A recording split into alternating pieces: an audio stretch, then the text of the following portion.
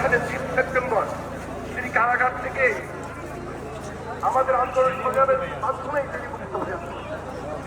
11 September তিনি যুক্তরাষ্ট্রে যান চিকিৎসার জন্য। এর পরবর্তীতে 15টা বছর শুধু বিএনপিকেই নেতৃত্ব দেন নাই, দেশবাসীর সঙ্গে ছিলেন, দেশবাসীর পাশে ছিলেন এবং দেশবাসীকে সঙ্গে নিয়ে ভবিষ্যতে কি করবেন